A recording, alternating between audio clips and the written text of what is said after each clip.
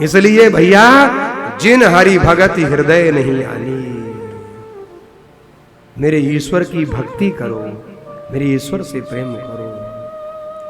ईश्वर ने तुम्हारा क्या बिगाड़ा ये बताओ? राम जी ने किसी कुछ बिगाड़ा है? कन्हैया ने किसी कुछ बिगाड़ा है? शंकर जी ने किसी को कुछ बिगाड़ा है? मेरी मैया गणेश जी ने, दुर्गा जी ने किसी कुछ बिगाड़ा है? और तुम कहते हो कि हम राम जी को गाली देंगे। तुम बड़े बड़े मंत्री जैसे पदों पर बैठकर कहते हो हम राम जी को गाली देंगे और कहोगे हम तो बौद्धिस्ट हैं। तो भैया मैं इसलिए कहता हूं, क्या बुद्ध ने गाली दी थी हमारे भगवान को? लोग कहते हैं हम जय भीम कहेंगे लेकिन जय श्री राम नहीं कहेंगे, हम राम को गाली देंगे। भैया संविधान लिखा जिसने, उन भीम साहब ने भी संविधान के पहले पृष्ठ पर राम जी का चित्र रखा।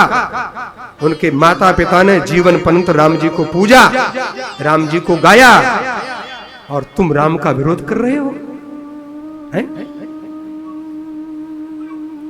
तुम इतने उन्मादी हो गए हो कि तुम राम को गाली देते हो। इसलिए मैं कहता हूं कि इस पर भी एक कानून आना चाहिए, कठोरतम कानून। जब कोई ईश्वर को गाली दे तो ऐसा सबक सिखाओ कि आजीवन अंदर पड़ा रहे।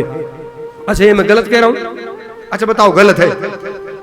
यदि मैं गलत हूं तो आप मुझे साबित कर दो। जो लोग कहते हैं कि महाराज कथा में ये नहीं है, अरे मैं कथा ही कर रहा हूं, लेकिन मेरी कथा क्रांतिकारी होनी चाहिए। मैं नचने वाले के चक्कर में नहीं पड़ता। मेरी कथा अलग रास्ता जो सनातन को मजबूत करे, मैं उस रास्ते पर कथा को ले जाना चाहता हूं। क्यों? हम राम को मानते हैं, मंदिर बनाते हैं, मठ बनाते हैं, सेवा करते हैं, रात दिन राम की सेवा, सुबह शाम की आरती, संध्या वंदन, दोपहर की आरती। तो इसलिए करते कोई राम को गाली देके चला जाए? नहीं। इसलिए मैं कहता हूं इन सब पर कानून बनने चाहिए। नूपुर शर्मा ने एक वाक्य बोला था डिबेट में, आपको मालूम है क्या हुआ था? क्या निकला था?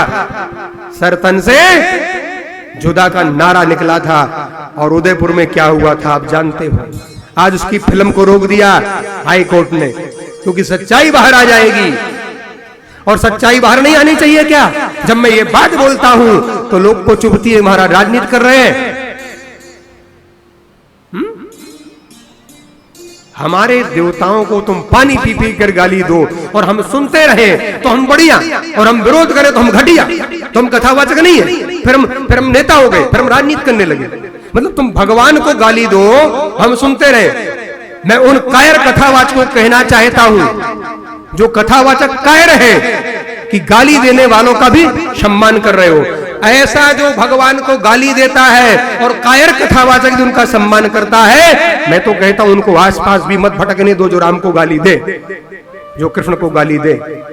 अरे हमारा मंदिर बनाना, पूजा करना, सेवा करना तब सार्थक होगा जब हम राम को पूरी तरह समझेंगे कि कोई हमारे सामने राम को गाली ना दे पाए, कोई हमारे सामने हमारे आदर्श युग प्रणेता क्रांतिकारी कन्हैया को अपशब्द ना बोल पाए। कन्हैया के जीवन मालूम है कितना संघर्ष में रहा? सोचिए जरा, जन्म कैसे हुआ, पालन कैसे हुआ, पालन पोषण कैसे हुआ, और कितने प्रकार से मारने का प्रयास किया। और आप कहोगे कन्हैया बेकार थे? आप कहोगे कन्हैया को हम गाली देंगे? क्यों दो गाली? यदि तुम कन्हैया को गाली दोगे तो ये ठीक नहीं है, इसको बर्दाश्त नहीं किया जाएगा। जिन हरि भगति हृदय नहीं आनी, जीवत सब समान ते प्राणी। मेरे जितने भी आराध्य हैं, हमारे जितने भी देवी देवता हैं सनातन में, हम किसी का अपमान बर्दाश्त नहीं करेंगे। ध्यान। अब भगवान शिव कहते हैं देवी